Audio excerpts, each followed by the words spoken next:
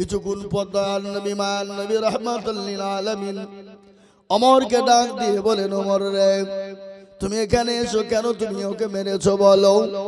যাও তুমি মারের বদলায়, ও ইহুদি তার বড় অভাব ছিল, অভাবের কারণে এরকম করেছে, যাও তাকে 100 টাকা তুমি দিয়ে দাও, আর মারের বদলায় তুমি 5 কিলো খেজুর দিয়ে দাও।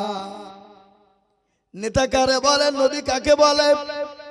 নেতার কর্ম কি, নেতার কাজ কি? আমার নবী তো সব থেকে বড় নেতা ছিলেন। দান নবী এত বড় নেতা, যা বিশ্বের জমিনে এরকম নেতা তৈরি হয় না, এবং কিয়ামত পর্যন্ত আর কোনোদিন হবে না। হবে গো? কথা বলেন না কেন? হবে? বিশ্ব নবী এই কথা যখন বলা, ইহুদি মনে মনে বলল, আরে নেতা, ইনি তো সেই নেতা, ইনি তো আমিনার লাল, ইনি তো আব্দুল্লাহর সন্তান, ইনি তো জনাবে মুহাম্মদ রাসূলুল্লাহ সাল্লাল্লাহু আলাইহি ওয়াসাল্লাম। এত সুন্দর চেহারা, এত সুন্দর চেহারা।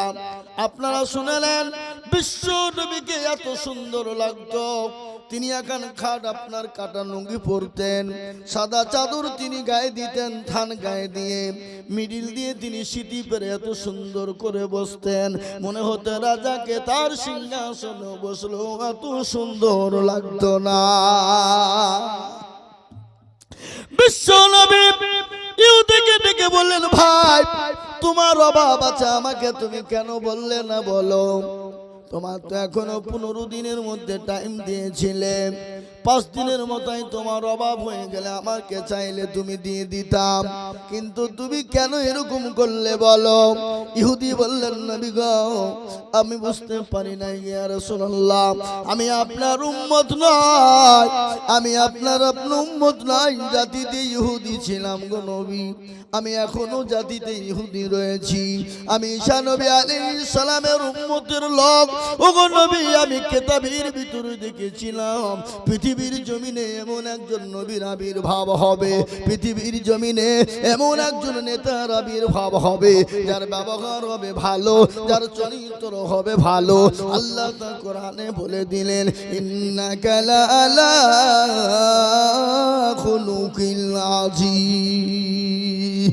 আল্লাহ কোরআনে বললেন, পৃথিবীর জমিনে আমার নবীর চরিত্র আখলাক এত সুন্দর করে বানিয়ে দিয়েছি, যা পৃথিবীতে কাউকে করে না, এবং কিয়ামত পর্যন্ত কোনোদিন এরকম হবে না।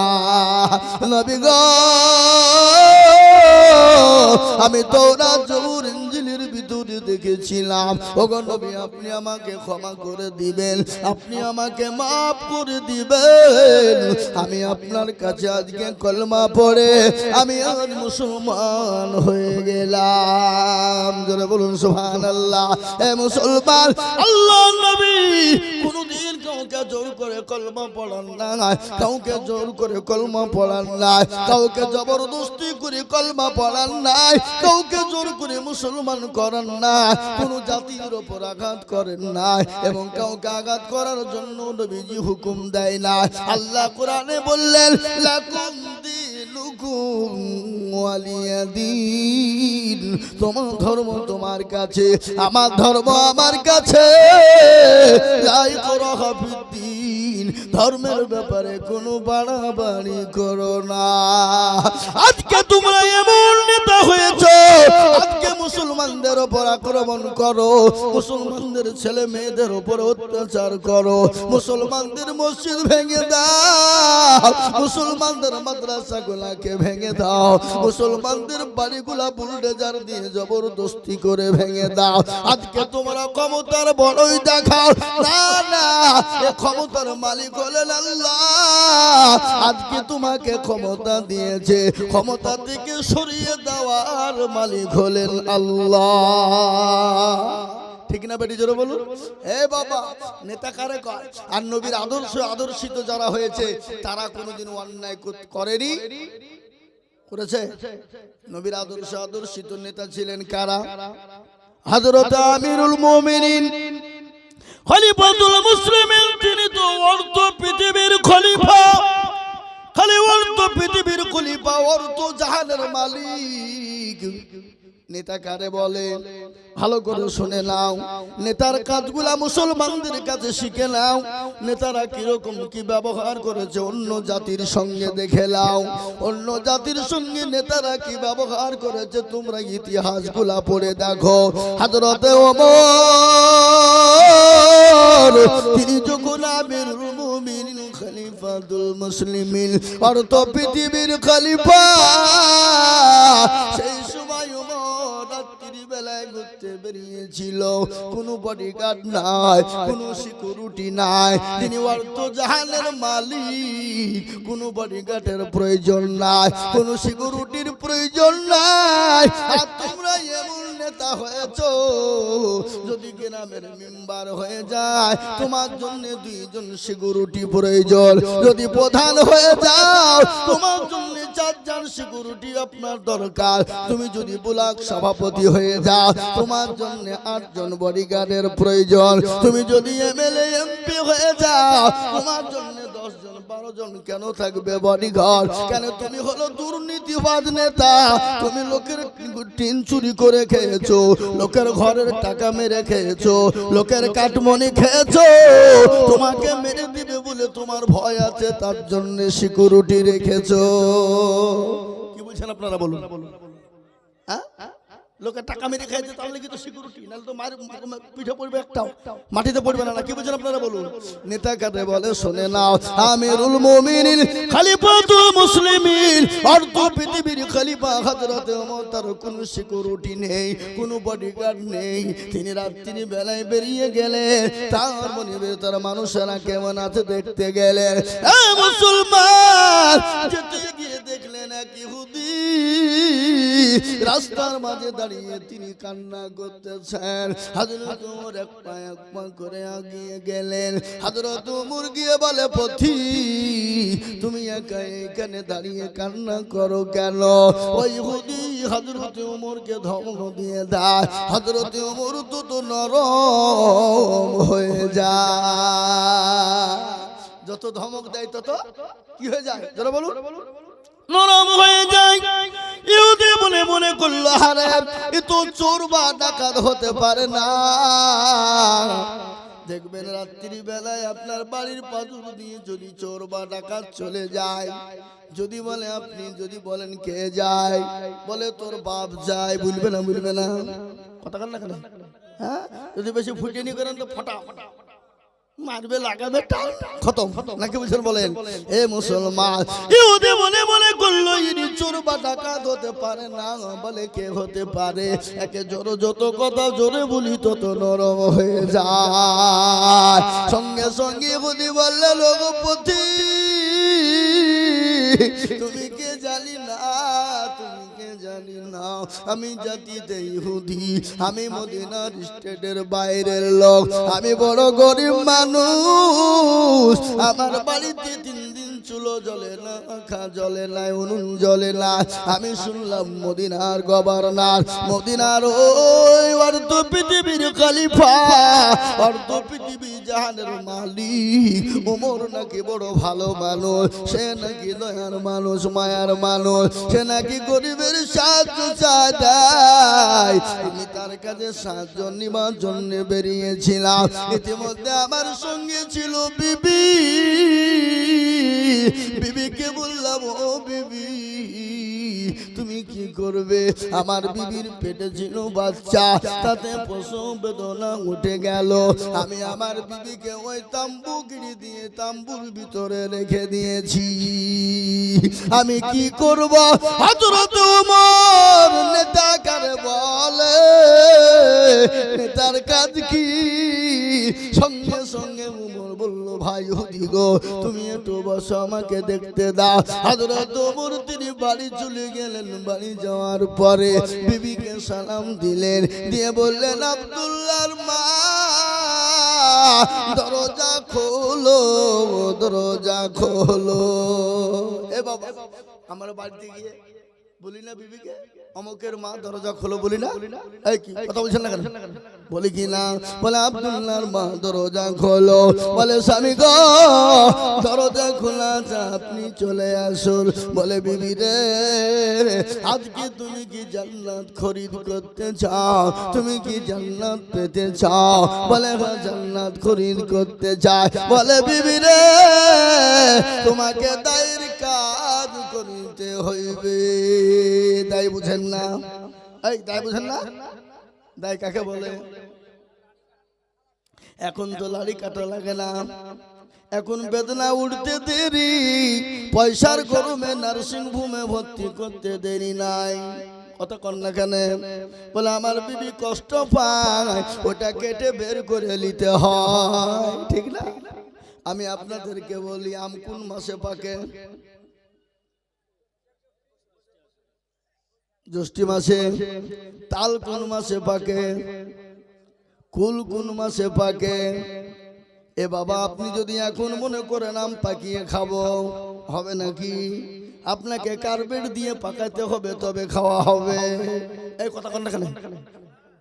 বাচ্চা কোন টাইম যদি খায়, টাইমে যদি বাচ্চা না নেন, আপনার টাইমে যদি বাচ্চার সময় না দেন, তাহলে আপনাকে সিজার করার প্রয়োজনই আছে, নরমাল কোনো দিন হবে না। আপনার বিবি কষ্ট পেয়েছে, ব্যথা উঠেছে, কেটে বের করে নে, টাকা আছে, কোনো টেনশন নেই, ঠিক না বে ঠিক? কথা বলেন না কেন? আল্লাহর সিস্টেম কত ভালো। আগের মা বোনদের 8টা 10টা করে বাচ্চা হয়েছে, কোনোদিন তাদের সিজারের প্রয়োজন হয়েছে? কথা বলেন না? সিজারের প্রয়োজন হয়নি, নরমাল হয়ে গেছে। এ বাবা দেখবেন দুটো কথা আমি আপনাদেরকে বলি, শুনতে তিতা লাগবে। মৌলবীর বাড়িতে জীবনেও কোনোদিন মিলাদ হয় না, আর ডাক্তারের বোর কোনোদিন সিজার হয় না। কতক্ষণ না? মৌলবীর বাড়িতে মিলাদ হবে না। আপনি খোঁজ নিয়ে দেখেন মৌলবীর বাড়িতে মিলাদ হয় কি? কোনোদিন দেখেছেন আপনাদের এলাকার কোনো মৌলবীর বাড়িতে মিলাদ হয়েছে? কেন? এরা জানে মিলাদ দিয়ে কিছু হবে না, মিলাদে কিছু হবে না, মৌলবীর পকট পূজারি হবে, তাছাড়া কিছুই কাজ না। এই জন্য মৌলবীর বাড়িতে মিলাদ দেয় না। ডাক্তারের বড় সিজার হয় না। কেন হয় না জানেন? আমি ডাক্তার জানি কোন ওষুধ দিলে নরমাল হবে, সে ওষুধ নরমাল মেরে দিয়েছে, সিজার করে না। অত সহজ ভাবে কায়দা করলে হবে? মুসলমান দুরুদ আমার ভাইয়েরা, আমার ভাইয়েরা, জননীরা, আপনারা কিছু মনে করবেন না, খারাপ মন্তব্য করবেন না গো মা। আমি তো কোনো মায়ের সন্তান কিনা, জোরে বলুন। আমারও তো মা আছে, আমি তো কোনো না কোনো মায়ের সন্তান। ও মা গো, আমি তোমাদেরকে বলবো মা, পেটে যখন বাচ্চা আসবে তুমি খালি শুয়ে থেকো না, আর আমার মা বোনদের পেটে বাচ্চা আসতে দেরি, আপনার কুড়িয়ার 100 হতে দেরি না। 20 হয়ে গেল, অলস হয়ে গেল, ওই 1 গ্লাস পানি তুলেও খাবে না। কেন? ডাক্তার বলেছে 1 গ্লাস পানি তুলতে গেলে যদি বাইচাল লড়িয়ে যায় বাচ্চা, তাহলে বাচ্চার মার ক্ষতি হতে পারে। 20 কি বুঝলে?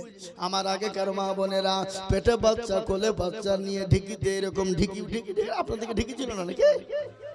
ধান বাহানি তো এ বাবা ঠিকই ধান বেনে খেয়েছে, স্বামীকে খেতে দিয়েছে, মনীষকে খেতে দিয়েছে, কোনোদিন কষ্ট হয়নি। আর এখন একটা পেটে বাচ্চা আসতে বাবা 1 গ্লাস পানি কপালে কোলে টিপে খাওয়া যাবে না, বলে ডাক্তার বলেছে ক্ষতি হবে। এই জন্য তাকে টিবলের গুড়িতে যেতে দেবে না। মাকে হুকুম করে, শাশুড়িকে হুকুম করে, স্বামীকে হুকুম করে। কি বুঝছেন বলেন? মা গো শোনো, তুমি অবশ্যই কাজ করবা, নামাজ পড়বা, কোরআন তেলাওয়াত করবা, জিকির করবা, কিন্তু আমাদের মায়েরা বাচ্চা আসার সঙ্গে সঙ্গে নামাজ মাফ। বলে নামাজ পড়তে গেলে, ছাপড়াতে গেলে বাচ্চার ক্ষতি হবে, রোজা রাখতে গেলে পানি শূন্যতা হয়ে যাবে, না না রোজা রাখা যাবে না, সিজদা করতে গেলে বাচ্চা ঝুলন্ত হয়ে ক্ষতি হতে পারে, না সিজদা করা যাবে না। কি করতে হবে বলো? ওই মা বোনেরা বসে বসে মোবাইলে সিরিয়াল গেলা দেখো। আপনাদের দিকে সব দেখে না নাকি? সিরিয়াল দেখে, সিরিয়াল দেখে নিজের চরিত্রগুলো সিরিয়ালের সঙ্গে মিশায়, আর তার পেটে যে বাচ্চা আছে ডিজিটাল বাচ্চা তৈরি হয়, ডিজিটাল বাচ্চা তৈরি হয়ে হওয়ার পরিপুরি মোবাইল দেখতে চায়। ঠিক না? আজকাল ছেলেরা দুধও খাচ্ছে, মোবাইলে দেখছে। যদি মোবাইল না দেখেন দুধ খাবে না। কথা কন না কেন? এ বাবা, আমি বাস্তব বলছি না ভুল বলছি? চেষ্টা করে দেখবেন। মুসলমান, হযরত আমিরুল মুমিনিন খলিফাতুল মুসলিমিন, অর্ধ পৃথিবীর খলিফা, বিবিকে ডাক দিয়ে বলে, বিবি রে, আজকে তোমাকে দায়ের কাজ করিতে হবে।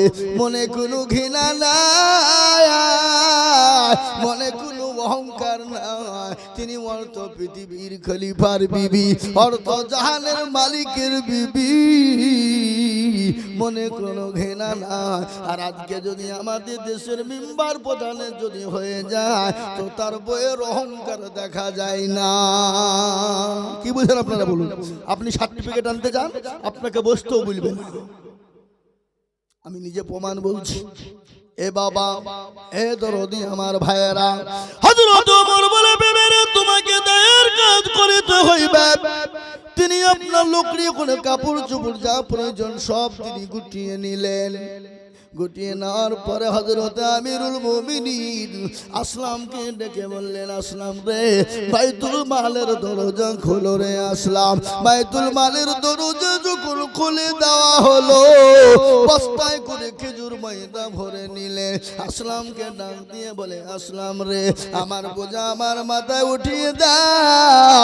আসলাম বলে, ওগো আমিরুল মুমিনিন খলিফাতুল মুসলিমিন, ওগো আমি আপনার গোলাম, আমি গোলাম থাকতে আপনি কেন বোঝা বহন করবেন?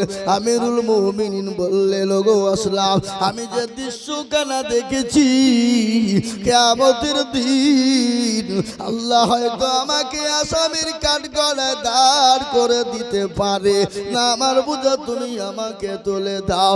মাথায় বোঝা নিয়ে তিনি চলে গেলেন। বিবিকে সঙ্গে করে নিয়ে বলে, বিবি রে, এই তুমি এই তাম্বুর ভিতরে ঢুকে যাও। বিবি তাম্বুর ভিতরে ঢুকে গেলেন। হযরত ওমর তিনি সুন্দর করে পাথর দিয়ে আঁকা তৈরি করলে।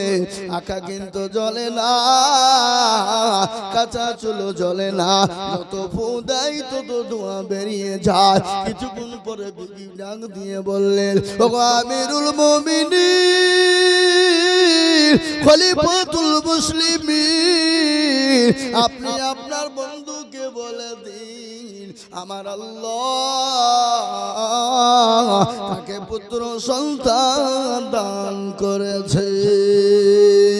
এই কথা যখন বলা, ইহুদি বুঝতে পারলেন, আরে ইনি তো সেই ওমর, ইনি তো সেই অর্থ পৃথিবীর খলিফা, ইনি তো অর্থ জাহানের মালিক। আমি ইহুদি কত বড় ভুল করে ফেলেছি। হযরত ওমরের হাত কানা ধরে বলেন, ওগো আমিরুল মুমিনিন খলিফাতুল মুসলিমিন, আপনি আমাকে ক্ষমা করে দিন, মাফ করে দিন। হযরত ওমর ডাক দিয়ে বলে, ভাই ইহুদি রে, আমি তো মদিনার মানুষের খবর নিয়েছিলাম, আমি তো মদিনার বাইরের কোনো মানুষের খবর নিইনি। ও ভাই ইহুদি, তুমি আমাকে ক্ষমা করে দিও, মাফ করে দিও। আমাকে কিয়ামতের দিন আসামির কাঠগড়ায় দাঁড় করিও না। ও ইহুদি, হযরত ওমরের হাতে হাত দিয়ে তিনি কলমা পড়ে মুসলমান হয়ে গেলেন, আল্লাহওয়ালা দিনওয়ালা হয়ে গেলেন, ঈমানওয়ালা হয়ে গেলেন, মুসলমান বেনে গেলেন। আজ আমি আপনাদেরকে বলতে চাই বন্ধুরা, ইসলাম কোনোদিন কাউকে জবরদস্তি করেনি, কাউকে জোর জুলুম করেনি, কাউর উপর অত্যাচার করে কলমা পড়ায়নি। আর আমাদের দেশের আজকে নেতারা মুসলমানদেরকে জোর করে বলছে জয় শ্রীরাম, বল জয় শ্রীরাম, জোর করে আপনার কি বলে মন্দিরে নিয়ে গিয়ে মাথা ঠুকে দিয়ে জোর করে বলছে জয় শ্রীরাম। জোর করে প্রেম তো হয় না, মহব্বত ভালোবাসা দিয়ে আপনার মহব্বত হয়, প্রেম প্রীতি হয়ে যায়। যেমন আল্লাহ তার রসুল, আল্লাহর রসুল, নবীর সাহাবারা মানুষের সঙ্গে এত সুন্দর ব্যবহার করেছিল, ব্যবহারে তারা কলমা পড়ে মুসলমান হয়ে গেছে।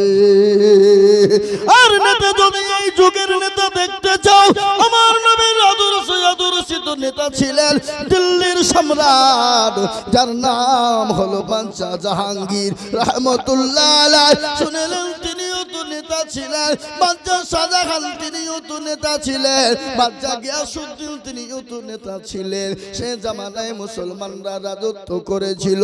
মুসলমানরা সেই সময় সংখ্যালঘুদের উপর কেমন ব্যবহার করেছে একটু শোনায়, আমি আপনাদের বলবো কিনা? কি গো, বলবো না? বলবো না? সেই সময় সংখ্যালঘুদের ওপরে মুসলমানরা কিরকম ব্যবহার করেছিল, আর তোমরা এখন সংখ্যালঘুদের উপর কি ব্যবহার করো বলো? হযরত জাহাঙ্গীর বাদশাহ রহমাতুল্লাহ আলাইহি দিল্লির সম্রাট, তিনি নবীর আদর্শিত তিনি ছিলেন। একদিন তিনি বাড়িতে না, বিভিন্ন জায়গায় তিনি বসে বসে তীর ধনুক শিখছিলেন। আর পাশেই ছিল বাদশাহ জাহাঙ্গীরের বাড়ির পাশেই ছিল পুকুর, আর ওই পুকুরে ধোবানি তারা কাপড় কাচছিল বাবা। আর ওই তীরখানা টপকে গিয়ে ধোবানির স্বামীকে লেগে যায়, তাতে ধোবানির স্বামীর মৃত্যু হয়ে যায়। ধোবানি কান্না করতে লাগলো, হে আমার গড, হে আমার প্রভু, আমার স্বামীকে কে মেরে দিল, কে মারলো? চিন্তায় পড়ে গেল। দলে দলে মানুষ চলে এলো, ওই ধোবানিকে পুকুর থেকে টেনে তোলা হলো। তোলার পরে আপনার তীরখানা টেনে বের করা হলো।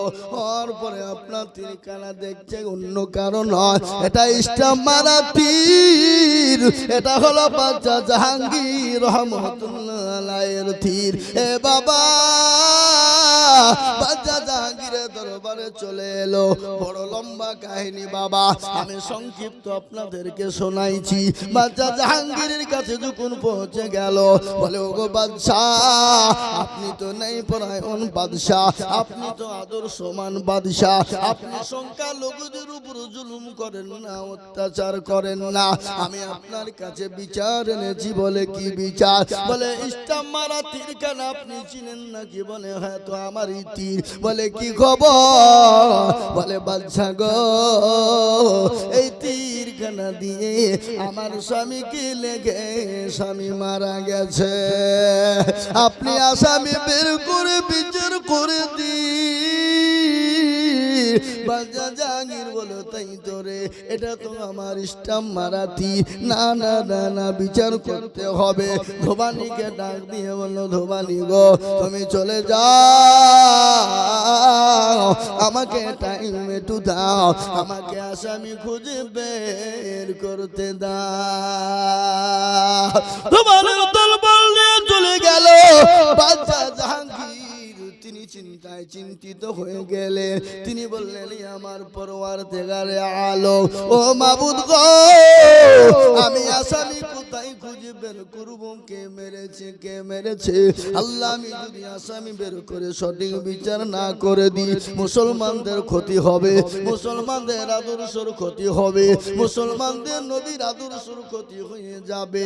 ও আল্লাহ, তুমি আসামি আমাকে বের করে দাও।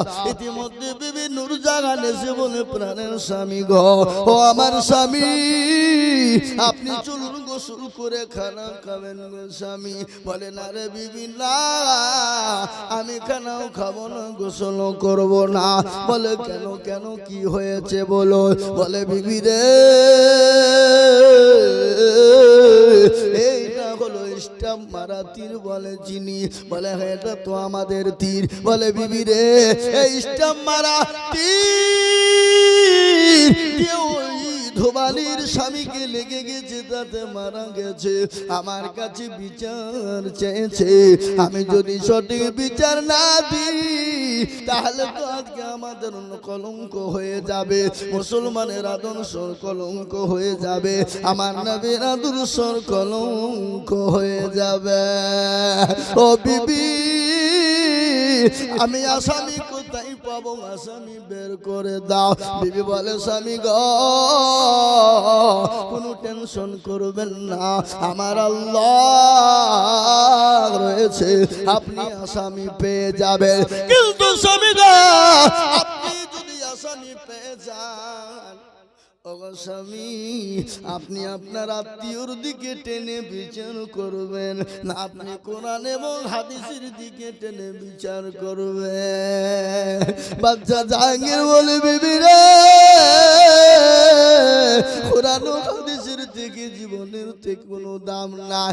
ও বিবি কোরআন ও হাদিসের বড় দাম, বড় মূল্য রে বিবি, আমি কোরআন এবং হাদিসের দিকে টেনে বিচার করব। দেখবেন আমাদের দেশে মা বাপ মুরল নেতা মন্ত্রী যেই হোক সবাই কিন্তু নিজের দিকে টেনে বিচার করে, করে না করে না? তোরা কর না কেন? এই যে শায়ের এসেছে, কেউ বলছে শায়ের করতে হবে, আর কেউ বলছে শায়ের ঠেকাতে হবে, কেউ বলছে শায়ের করতে দিব না, আমার উপর ভরসা রাখুন। কিন্তু সবাই বাবা ফায়দা লুটার ধান্দা, কথা কর না কেন? হ্যাঁ, সবাই কিন্তু ফায়দা লুটার ধান্দা। ও মনে করছে আমি একটু ঠেকাবো আর আমাকে সবাই মিলে ভোট গুলা দিয়ে পাস করিয়ে মসনদে বসাবে। আর ও বলছে আমি বলবো মুসলমানদেরকে তাড়িয়ে দিয়ে হিন্দুদের ভোটে আমি পাস করে মসনদ দখল করব। ঠিক না বেটি? জোরে বলুন, এই চিন্তা ভাবনা কিনা? জোরে বলুন। এখন আমাদের দেশের কিছু নেতারা এত অন্যায় করেছে, লোকের কাঠ চুরি করে, লোকের গাছ চুরি করে, লোকের ঘর টাকা মেরে কাটমনি খাওয়ার পরে এখন সাধু সেজে বলছে টেনশন না, এখন আপনি আপনাদের পাশে আমরা আছি, এসআর হবে না, এসআর হলেও কোনো টেনশন না। কিন্তু যে বলছে দেখা যাচ্ছে তার কোনো কাগজই নাই। কথা বলেন না? এই তো কুচবিহারে দিনহাটার মাটিতে বিজেপির একজন মন্ত্রী মিনিস্টার, বাবা কেন্দ্রীয় মিনিস্টার, খোঁজ নিয়ে দেখা গেল তার মা বাপের তো দূরের কথা, তারও কিন্তু ভোটার লিস্টে নাম নাই। এই যে অর্জুন সিং হারামখোর কুলাঙ্গার বাপের জারদ ছেলে আগাছা কিছুদিন আগে আমার ইসলামকে নিয়ে কটূক্তি করে বলল মুসলমানদের জন্য মূর্তি পূজা করা যাবে না, মুসলমানরা পূজা করবে না। কিন্তু মুসলমানদের ইসলামে আছে, কোরআনে আছে, ধর্ষণ করলে কোনো অসুবিধা হবে না, ব্যভিচার করলে কোনো অসুবিধা হবে না, তাদের সঙ্গে জেনা করলে কোনো ব্যভিচার হবে না। এটা কোরআন নাকি বলেছে, ইসলাম নাকি বলেছে? ওরে কুলাঙ্গার, ওরে অর্জুন সিং বাপের জারদ সন্তান, ভালো করে শোনেলে, যে জামানা গেলে জাহেলিয়াতের জামানা, যখন নারী সত্যের জমছিল মানুষ, যখন মেয়েদের কোনো পাহারাদার ছিল না, যখন মেয়েদের কোনো আশ্রয় দেনেওয়ালা কেউ ছিল না, আমার নবী বিশ্ব নবী, আমার নবী বিশ্ব নেতা, আমার রাসূল বিশ্ব নেতা দুনিয়ার জমিনে আসলে, আসার পরে তিনি আপনার কি করলেন? ওই ব্যভিচারকে ঠেকালেন, জেনা ব্যভিচারকে ঠেকালেন এবং নারীদের পাহারাদার করে দিলেন। ইসলাম জেনারেলকে অধিকার দিয়েছে, কোন জাতি দিতে পারে না, কোন ধর্ম দিতে পারে না। আপনারা জানেন না ভাই, আমাদের মা বোনদের একটা মাসে একটা অসুখ হয়, যেটার নাম হলো মাসিক, যেটার নাম হলো পিরিয়ড। হে বাবা, প্রত্যেক মাসে মাসে আমার মা বোনদের হয়। ওটা যদি না হতো আপনি আমি সে তিনি দুনিয়ার জমিনে তৈরি হতাম না। ওই সময়তে যখন মা বোনদের পিরিয়ড হয়, মাসিক হতো, সেই সময় মা বোনদেরকে জঙ্গলে ফেলে দেওয়া হতো, গর্তের মধ্যে রেখে দেওয়া হতো, বাড়িতে থাকতে দেওয়া হতো না। আমার নবী দয়ার নবী, মায়ার নবী, তিনি এত বড় জাস্টিস, এত বড় সুপ্রিম, তিনি এত বড় ইনসাফওয়ালা জজ। আমার নবী দুনিয়ার জমিনে কি করলেন? নারীদেরকে গর্ত থেকে টেনে নারীদেরকে রানীর সিংহাসনে বসিয়ে দিলেন, নারীদেরকে সে জায়গা করে দিলেন। মেয়েরা খেতে পাবে, পড়তে পাবে, মেয়েরা রান্না করতে পারবে, স্বামী স্ত্রী এক জায়গায় থাকতে পাবে। কিন্তু ওই অবস্থায় মেয়েরা রোজা করতে পাবে না, ওই অবস্থায় মেয়েরা কোরআন ছুঁতে পাবে না। ওই সময় সময় মেয়েরা নামাজ পড়তে পাবে না, তাছাড়া মেয়েরা নামাজ বাড়িতে বসবে, বাড়িতে খাবে, রান্না করবে। এটা কোনো ধর্মের লোক বলেনি, কোনো জাতির লোক বলেনি, ওটা আমার নবী, দয়ার নবী, আমার রাসূল মায়ার নবী, দয়ার নবী। তিনি তো মায়ার নবী, মায়ার নবী না গো।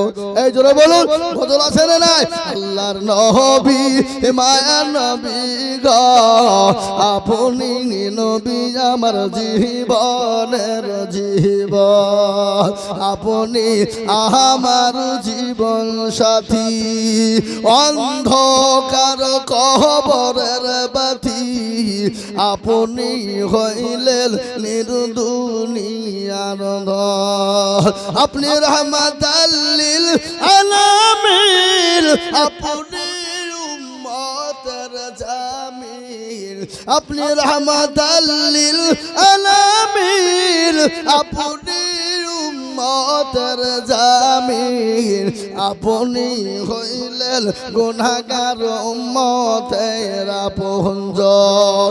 আল্লাহ নবী, মায়া নবী গো, আপনি নবী আমার জীবনের জীবন। দেখিয়া আপনার মজেজা, ভাগবতী হলেন খাদিজা, দেখিয়া আপনার মজেজা, ভাগবতী হলেন খাদিজা, সোফা দিলেন জীবন যৌবন। মাল দৌলত যা ছিল আপনাকে সোফা দিল, মাল দৌলত যা ছিল আপনাকে সোফা দিল, আপনাকে বানাইল আপনজন।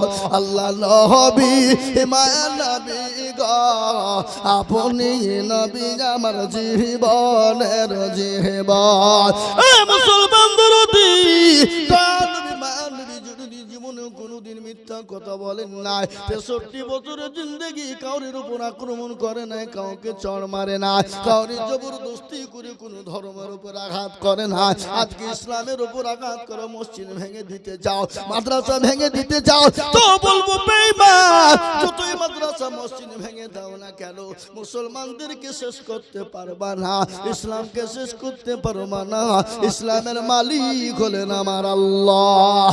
আমি বলবো বেঈমান, তোমরা একদিক দিয়ে গোরস্থান, ঈদগাহ, মসজিদ, মাদ্রাসা ভাঙবা, আর আমরা একদিক দিয়ে মসজিদ, মাদ্রাসা, গোরস্থান করব, তোমরা ইনশাআল্লাহ ক্ষতি করতে পারবা না। তাই এটা গোরস্থানের উন্নতি করবে জালসা বাবা।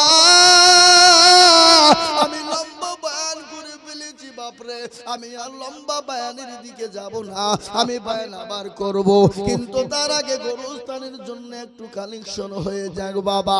ওই গোরস্থানে অনেকের জন্য দুঃখিনী মা, অনেকের জন্য দুঃখিনী মা, অনেকের বাপ কবরে শুয়ে আছে, আর চাতক পাখির নেই, তাকিয়ে তাকিয়ে বলে আল্লাহ, এমন কোন দরদের বেটা নাই, এমন কোন দরদের বেটি নাই, ওই কবরের মাটিতে শুয়ে আছে রে বাবা।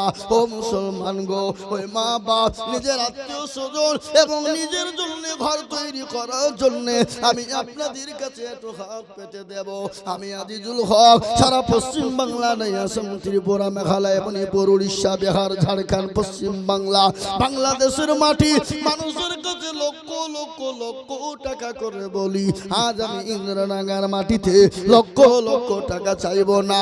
এই গোরস্থান জিন্দা করার জন্য, এই গোরস্থানকে মজবুত করার জন্য, ওই গোরস্থান আপনার আমার মা শুয়ে আছে রে বাবা, সেই মা বাপের কবরে আযাবটাকে মাফ করার জন্য আমি আপনাদের কাছে মাত্র 10টা করে 1000 টাকা চাইবো বাবা। আমি 20,000, 50,000, 30,000 টাকা চাইবো না। আর আমি জানি ইন্দ্রনাগার মাটিতে এরা দিল ভালো, মন বলে অন্তর ভালো, এরা মসজিদ, মাদ্রাসা, এমনকি গোরস্থান, ঈদগাহ জন্য এরা দান করতে ভালোবাসে। তাই আমি বলবো বাপ, মাত্র 10,000 করে টাকার দাতা এই মজলিসের ডানে বায়ে পিছনে সামনে উপরে বলে হুজুর গো, আমার কাছে যা জান আছে মাল নাই। ওগো হুজুর, ওগো হুজুর, ওই গোরস্থানে আমার মা শুয়ে আছে, আমার জনম দুঃখিনী মা, গর্ভধারিণী মা। একটু ঘটনা মনে পড়ে গেল বাবা। মায়ের গর্ভে যখন সন্তান এসে যায়, যখন 9 মাস 9 দিন হয়ে যায়, ওই মা যখন অপারেশন থিয়েটারে চলে যায়, মা বাবা গো স্বামীর কাছে ক্ষমা চাই, শ্বশুর শাশুড়ির কাছে ক্ষমা চাই, বলে আমার শরীরটা ভালো না, আমি আর ঘুরে আসবো কিনা আমার বোঝার না। ওই মা যখন অপারেশন থিয়েটারে চলে যায়, বৈজ্ঞানিকরা বলে, বিজ্ঞানিকরা বলে, ওই মায়ের সন্তান ভূমিষ্ঠ করতে গিয়ে সন্তান কলিজাতে এত জোরে লাথি দেয়, এত জোরে লাথি দেয়, ওই লাথিটা যদি কোনো পুরুষের কলিজায় মারা হয়, সঙ্গে সঙ্গে ওই পুরুষ কলিজা ফেটে মারা যেত না বাবা না। ওই মায়ের কলিজাতে লাথি দেয়, আর মায়ের শরীর দিকে তাজা তাজা রক্ত বালতি বালতি ঝরে যায়। এ মুসলমান, ওই জনম দুঃখিনী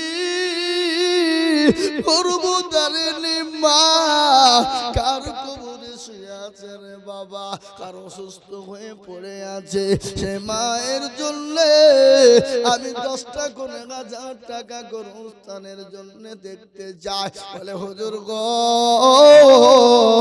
আমার কাছে জান আছে মাল না, আমি পরে অল্প অল্প করে দিয়ে শোধ করে দেব। তাই একবার তাকবীর দি বাবা। তাকবীর দেওয়ার সঙ্গে সঙ্গে 10,000 টাকা একবার চিলিয়ে বলি নারে তাকবীর। এই মজলিসের ভিতরে ডানে বায়ে পিছনে সামনে উপরে মাস্টার ডাক্তার ব্যবসায়ী জমিদার পয়সাওয়ালা গাড়িওয়ালা বাড়িওয়ালা আল্লাহওয়ালা দিনওয়ালা ইমানওয়ালা কলমাওয়ালা নবীর প্রেমিকেরা 10,000 করে টাকা আমি আপনাদের ভিতরে সর্বপ্রথম দেখব বাবা।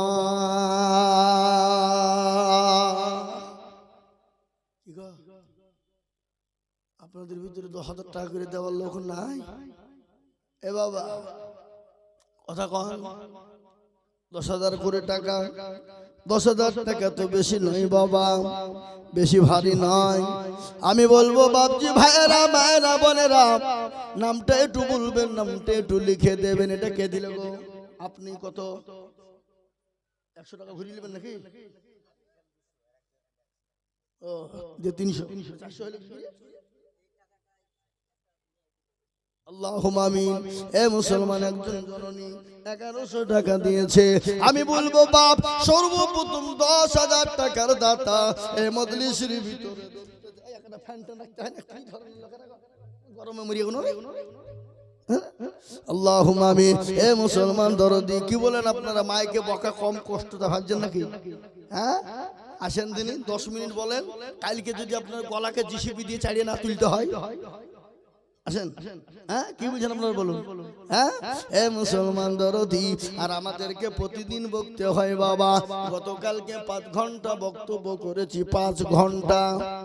ক ঘন্টা? 5। এ দেখেন ডায়েরি, ডায়েরিতে 280টা জালসা অলরেডি লেখা আছে।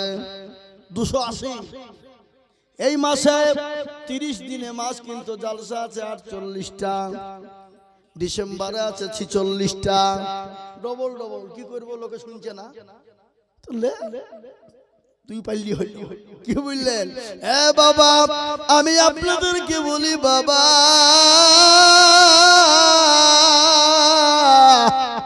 আসুন গো আল্লাহু আকবার। ওই গোরস্থানের জন্য 10,000 টাকার দাতা ইন্দ্রনগর মাটিতে একজন আল্লাহওয়ালা হবে না ইনশাআল্লাহ। কি বাপ আপনাদের ভিতরে ডানে বায়ে পিছনে সামনে উপরে নিচে একজন আল্লাহর বান্দা 10,000 টাকা দাতা নাই? এ বাবা জি ও ভাই মুসলমান, ঠিক রাখো ইসলামের বাতি যেন ডুবায় না। ইসলামের বাতি ডুবিয়ে দিলে হবে না। এ বাবা গো, আমরা তো সেই মুসলমান দিনের জন্য ডাক দিলে ছুটে যায়, মুসলমান দিনের জন্য ডাক দিলে, ইসলামের জন্য ডাক দিলে বুক পেতে দেয়। আমরা তো সেই মুসলমান। কোন মুসলমান? তেলের গাড়ি তেলে চলে, হাওয়ার গাড়ি হাওয়ায় চলে, বিনা তেলে চালায় গাড়ি নবী সোলাই।